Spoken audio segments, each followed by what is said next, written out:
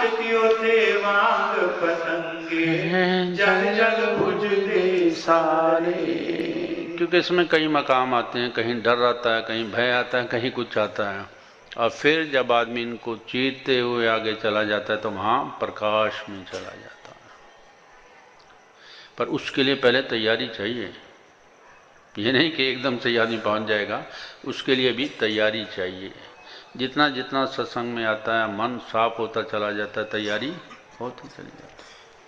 जिसने सच्ची मस्ती पाई नशा इलाही आया, झूठे नशे ते आगे उसने गम पे परे हटाया। तो ये आत्मिक मस्ती सच्ची मस्ती है। हर इंसान मस्ती चाहता, नहीं मिलती तो फिर क्या, नशे का सहारा लेता है। इसलिए ठेके बहुत खुल गए। उन्हें पता है कि सब लोग गम के मारे हुए हैं, हर इंसान गम का मारा हुआ है, और गम को मिटाने के लिए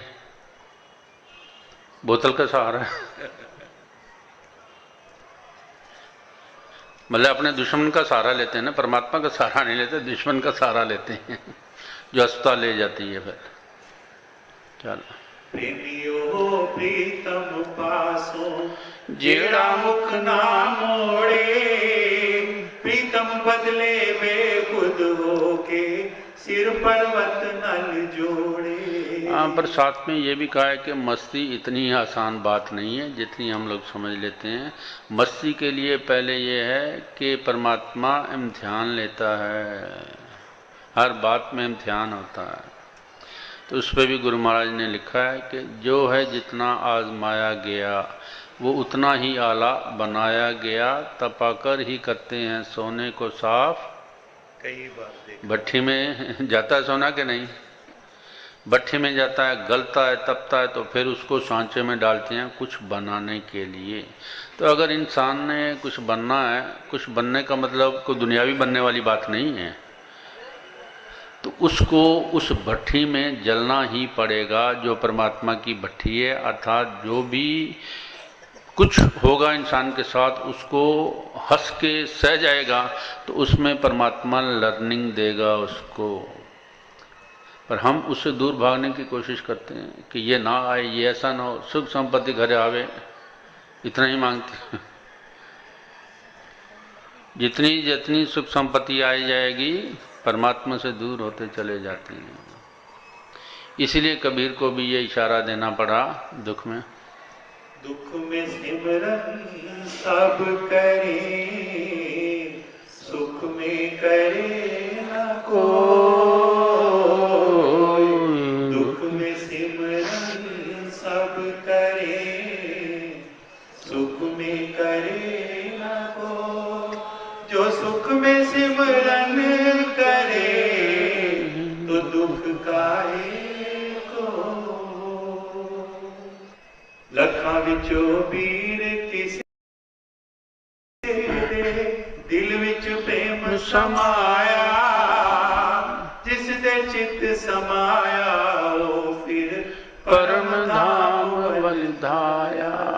तो कितनी बढ़िया बात कर रहे हैं गुरुजी। जानते हैं दुनिया को कि माया के पीछे सब दौड़ते हैं, पर परमात्मा के पीछे लाखों में से कोई एक जाएगा। फिसल जाते हैं। और परमात्मा भी चालाक है। जब कोई चलने लगता है उसकी तरफ तो वो भी कोई ना कोई दाना डाल देता है, आदमी फिर वहीं का वहीं हो जाता है, जहाँ से शुरू हुआ था वहीं का वहीं रह जाता है। तो ये परमात्मा का प्रेम जो है लगता बहुत मुश्किल है, बहुत ही मुश्किल लगता है जब तक कि परमात्मा की अपनी मेहर ना हो। उसकी मेहर हो तो ये लग जाता है, वरना इंसान लाखों करोड़ों अरबों लोग हैं, कितने लोग परमात्मा की ओर जाते हैं।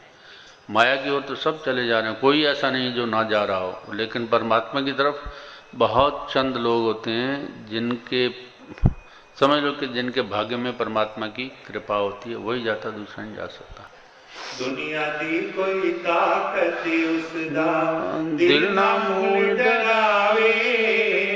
100 सिर मथे सह के प्रीतम दे बलि जावे। कि जब प्रेम हो जाता तो फिर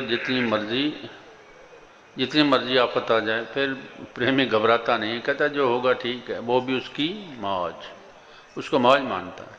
आम आदमी दुख मानता है कि ये दुख आ गया, ऐसा आ गया, ऐसा गया। तो प्रेमी कहता नहीं नहीं, ये भी तेरी मौज, तू ही जा, ठीक है, होगा, ये भी स्वीकार है मुझे। पीछे एक लाइन थी जो मैं थोड़ा सा बताना चाहता था लेकिन रह गई कि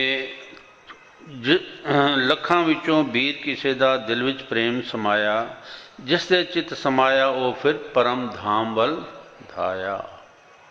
तो ये समझने वाली बात है यहाँ के कि या तो प्रेम परमात्मा का होता नहीं है, दुनिया का प्रेम तो हो जाता है, माया से प्रेम हो जाता है, बच्चों से प्रेम हो जाता है, पर परमात्मा से वो नहीं होता। तो जब परमात्मा से प्रेम हो जाता है तो उसकी कॉन्शियसनेस उस इंसान की ऊपर की ओर उठने शुरू हो जाती है, जैसे दिए की लौ नीचे जाती है ना, ऊपर जाती है। ये स्वभाव है, ये स्वभाव है अग्नि का कि वो हमेशा ऊपर ही जाएगी और पानी नीचे आएगा। पानी को देखा कहीं ऊपर जाते हुए? किसी दरिया में देखा होगा कि पानी इधर से ऊपर जा रहा हो?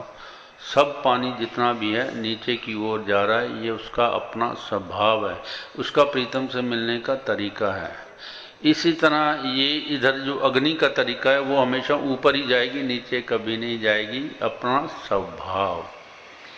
तो इस तरह जिस इंसान का परमात्मा से प्रेम हो जाएगा वो हायर कॉन्शियसनेस की ओर उठना शुरू हो जाएगा, दिए की लौ की तरह।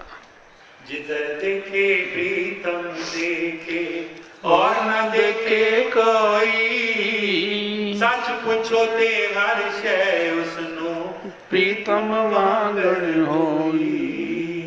प्रीतम दा दिल जिसने भाई सचमुच लेना चाया, एक जोत दा शब्द प्यारा दिल दे विच समाया।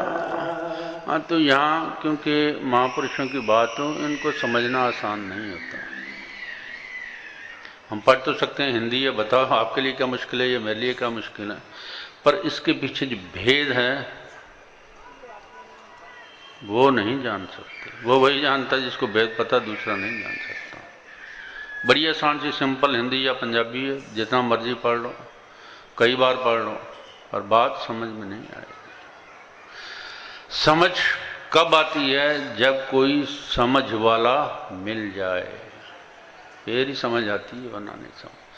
अब इसमें समझ क्या है वो मैं बता ही देता हूं।